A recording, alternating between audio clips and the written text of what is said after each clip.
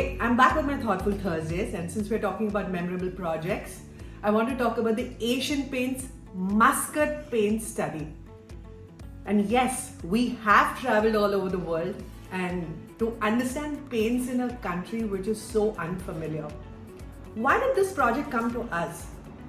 Because we were working with Asian Paints and we understood the category very, very well.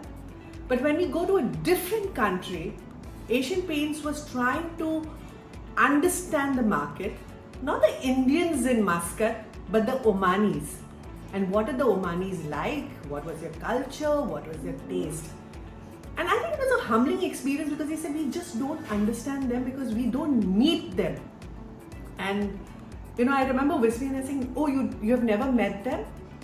And we realized that meeting them, going to their homes, was not an easy task, and therefore it's very difficult to understand a culture of a country when you don't meet the people and you don't go to their homes, because paint is in the house. Paint is an integral part of a person's identity, personality, their values, their tastes, and when you have zilch idea about that, what are you going to do? How are you going to communicate? How are you going to even create innovative products? And while I realized this was a paint study, I think the bigger task was they knew that we would crack this for them.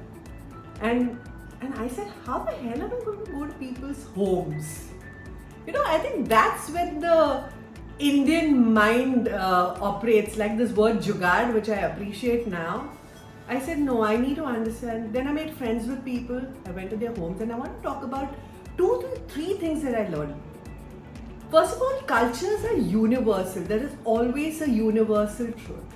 We need to find that out. And then we also need to find the differences. The biggest difference that I've found over there is that if you look at Omanis or if you look at the whole Arab world, large part of their homes are very sparse furniture. There are a lot of carpets around. They're always sitting together. It's always a community thing. Right from the younger person to the mother to the family, and therefore I think even when decision making was concerned, it was not necessarily very patriarchal, but it was also a community-led decision. The other thing I realized that we're so used to curtains and furniture and matching, which is a very Indian way of thinking. I think because the carpets are so bright and other things are so bright, I think the colors that they chose were very, very different. So what were the sensibilities about the culture?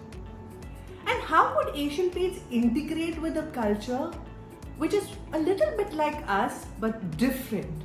And therefore understanding how men and women operated, treating them as normal human beings rather than saying, oh, they're very different from us. A lot of it was about the scent, about their clothes, about what the younger people aspired for.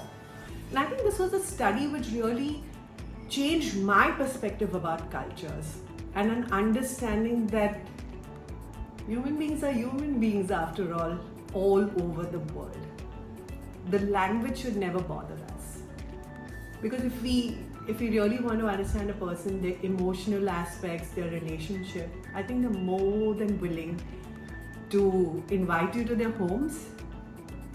And one tip that I want to give you, stop being a stranger. I think as researchers, we go with that, oh, let's understand their taste. Try and be a human being. I know I'm being a little straightforward and direct, but just be a normal person and you will figure out that you will learn a lot more. So if you like what I say and you want to know more, reach out to us.